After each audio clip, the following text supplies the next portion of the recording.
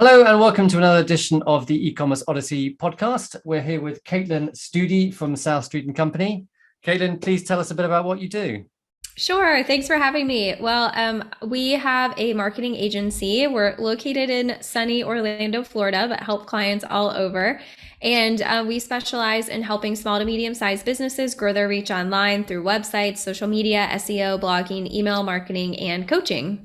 Okay, great. So what is what's your signature dish? What do you specialize in? What are you best at? Yeah, I like that. Our signature dish.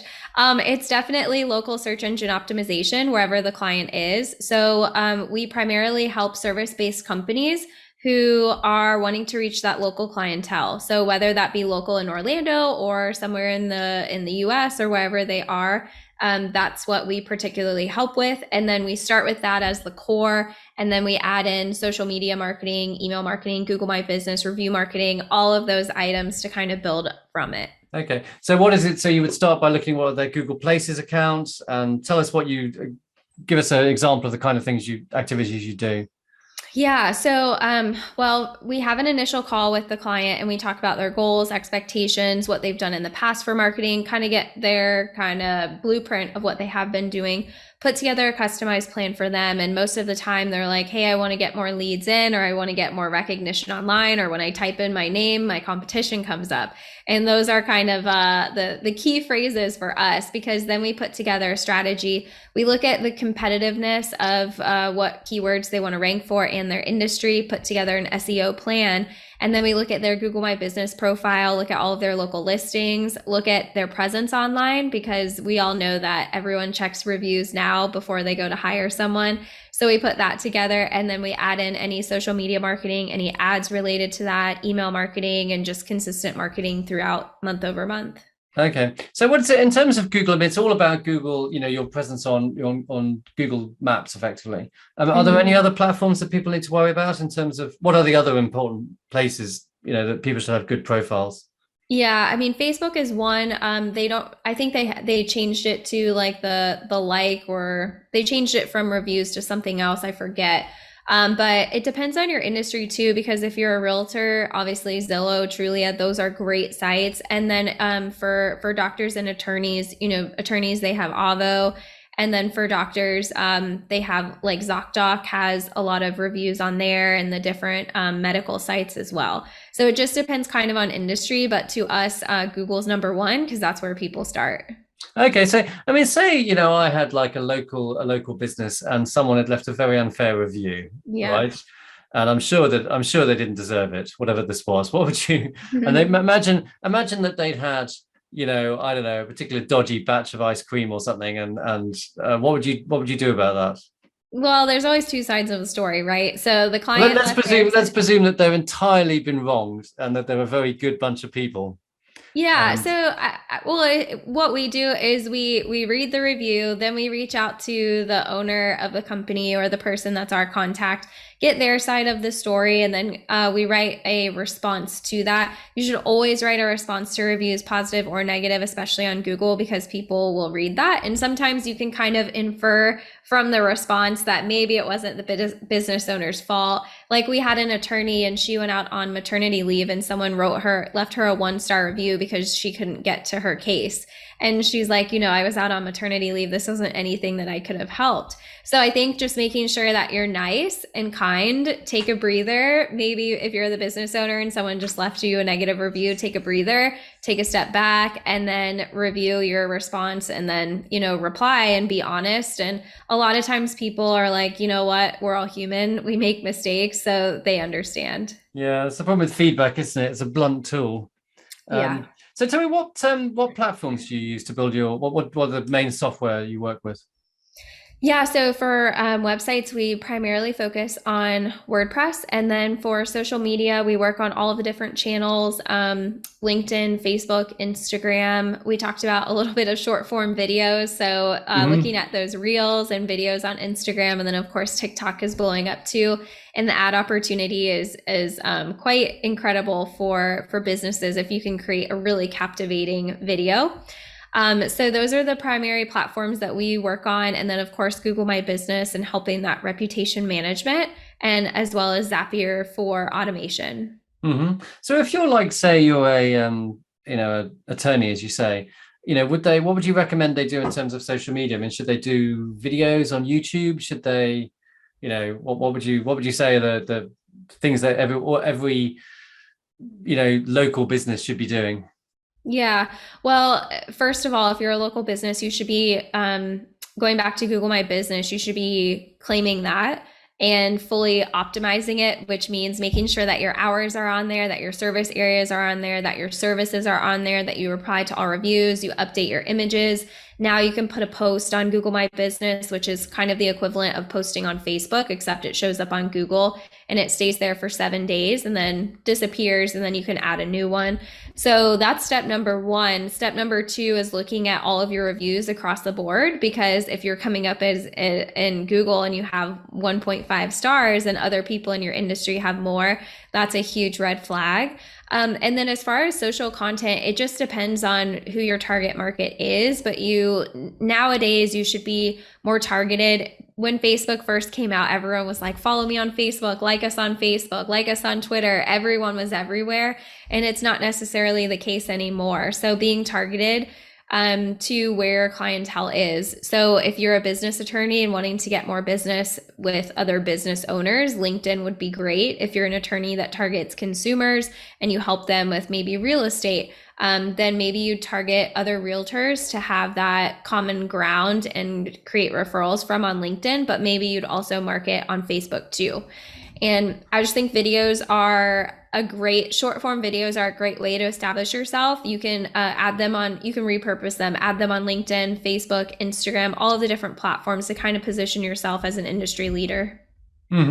So where do you think the best, because, obviously I've got a YouTube channel, so I'm quite interested in this. I mean, what do you think is the best kind of length for a video? And what do you think are the things that really drive engagement? Yeah, I mean, link for video, it depends on where it is. If you're on TikTok, you just get kind of sucked into that. What did you say earlier? It wasn't mindless scrolling. You said another phrase. I'm sure I never would have said anything like that. I don't know. Thief of time. It's a thief of time, and it so is. You just get sucked into the black hole of these videos because people create them and they're so entertaining. So for TikTok and Reels, shorter form videos, obviously you have stories as well on Instagram that you can use, and on Facebook. So, and then as far as LinkedIn, I mean, I would say to try to, for social media, keep it short and sweet. For YouTube, it depends on what you're talking about. Some things you can't really keep to a minute. If you're doing like a how-to video, you want to make sure that you don't skip any steps on there. So it just depends on the platform that you're targeting and your audience as well. Okay. Because I don't know, on YouTube, I like watching videos of people cutting down trees and then falling onto their houses. So it's just... I've never heard that before, but hey, there's something for everyone. Don't knock it till you tried it. It's just, having a bad day, right? Just watch someone doing something really unforgivably stupid. Oh my gosh. It's anyway, it's That's fun. Horrible. No, it's horrible. Sorry, oversharing. You're a great fan of automation, marketing automation. What kind of processes should people be automating? How should they be doing it? Yeah, so I love Zapier, and it basically opened a whole new world for me, because I was doing the same thing over and over and over and just thinking, there had to be a better way. Kind of, if you watch Shark Tank, everyone's like, there had to be a better way, and we created it. So with Zapier, it allows programs that don't normally talk to one another to communicate. So as an example, if you have an email marketing, or let's just say you're running lead gen ads on Facebook, and you want them to automatically go into your sales funnel from that Facebook ad, you wouldn't necessarily be able to do that without manual labor, except now you have Zapier. So when a lead comes in from a Facebook lead ad, you can automatically add them into your CRM system. You can add them to your email marketing platform. You can do all of these different things. And some examples, you kind of have to get your mind in the right mindset to think about this, because it doesn't come naturally unless you're a very organized person and processes make sense to you.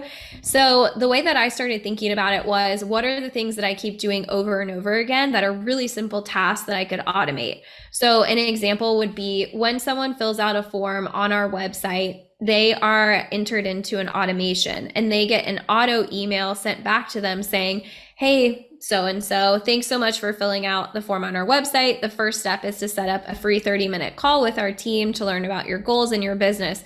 Click here to do that. And then they're also added into our funnel for our CRM system. So then after they're sent that email, they're added to our CRM system. And then there's a reminder set to our business development person for her to double check that they either scheduled an appointment or whether we need to call them the next day.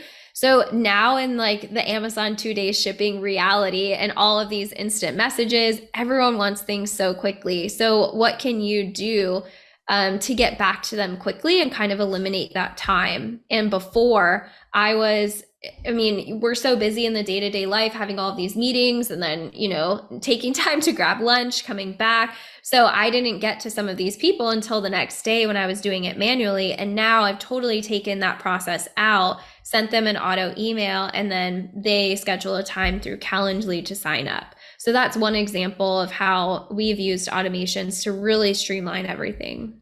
Okay, so you'd recommend what? So, basically someone makes an inquiry, you automatically send them an email saying, book an appointment. Yeah.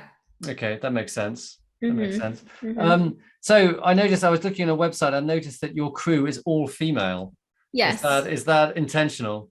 It's not intentional. It just happened to be that way. We have a team of developers and there are a bunch of guys there. So all of our core team happen to be female right now, which I think is really cool. Yeah, it's good. I like that. I was pleasantly surprised. So you don't see that often, do you? Really, it's quite a web agencies are can be quite a male thing. Mm-hmm. It's great progress. So you said you started your business as a side hustle. I mean, have you advice for side hustlers out there? How do you juggle priorities? Yeah, that's a great question. And that's something that I had to learn through trial and error and a lot of error. But I was working for a local dermatologist, helped them double in size in the 2.5 years that I was there. And then I just felt like I reached a plateau. So I got my first client in February 2014. It took me a little over a year after I got her to get into networking groups, get people to remember me, take me seriously, because they were kind of, you never know if a company is going to be around, if you're going to have them help you, all of that. So it took a little over a year to leave, but through that time, what I did was I worked in the mornings. I went to my full-time job all day.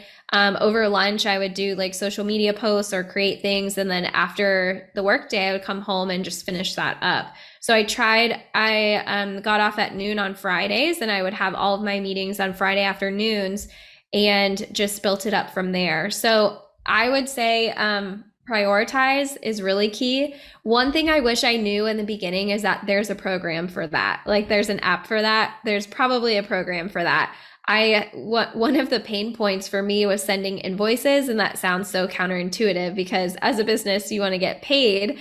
And it was just such a pain in the butt for me to send invoices because I didn't have a program to do it. So I created in Microsoft Word. I would save it as a PDF, send it to the client, and then I would record that on a spreadsheet. And then I'd have to wait for their check, update the spreadsheet.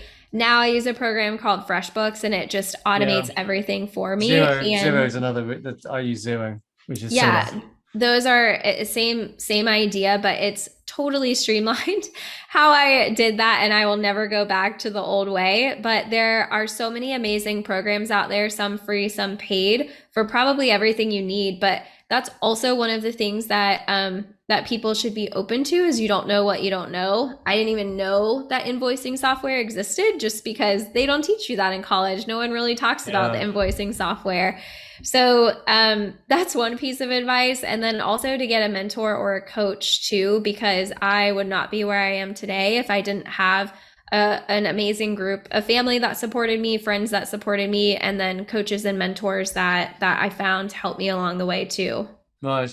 That's good advice. That's good advice. I mean, I find with automating things, I just think there's so many things out there which are really, really difficult to simplify.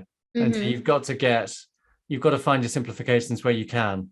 I think, because some things are just so, my experiences with e-commerce, and you've got like thousands of products and prices and whatever. And I just think if there's the opportunity, do you think, gosh, I could really simplify and automate that one thing, then you've really just got to take that advantage, because if it's just one less thing to do, isn't it? So It's one less thing to do. And then just think about how much time you're putting into these really simplistic tasks that are preventing you from focusing on either bigger picture or growing your company or whatever it is that your goal is. So and the other thing too is this isn't rocket science. You don't have to know how to code. You don't have to know like any background information. You just have to think as like, okay, this is step one, this is step two. If this happens, then this or this happens. But you can just start with super simple automations. Mine were like 2 steps in the beginning. Now I have one that's over 40 steps to help us onboard when we bring on a new team member. So just build out. You love a process, basically. We have a process, yeah. And that's the other thing that Zapier helps with too, is you outline your processes and you kind of have to say like, okay, I need to enter them into, my payroll software. I need to make sure I get this information. I need to send them their computer. So you kind of break out, it helps you visualize that process in steps. And I use it to make sure nothing falls through the cracks. So it sends me a reminder to do X, Y, and Z when I do this as well. Okay, great. Well, last question. What has inspired you recently?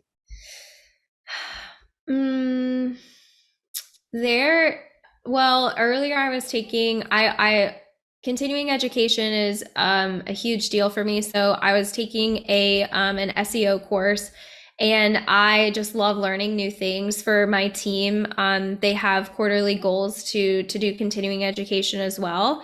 So that's one of the things. But when I need inspiration or just like a little pop of energy, I'll go on Pinterest and see what other people are doing. And I just think other people's creativity really inspires me, because it just opens all of these different ideas as far as what other people are doing and how we can do that similarly but different at the same time. And then books too. I'm reading Jen Sincero's new book about habits.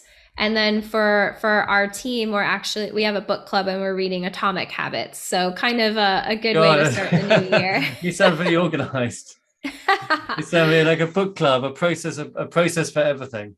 Yeah, I try to, because when you have so many things, you have so many moving parts, I want to make sure nothing falls through the cracks. Great. Okay. Look, it's been lovely speaking to you, and good luck for the future. Thank you. Thanks for having me. Thanks. Bye-bye.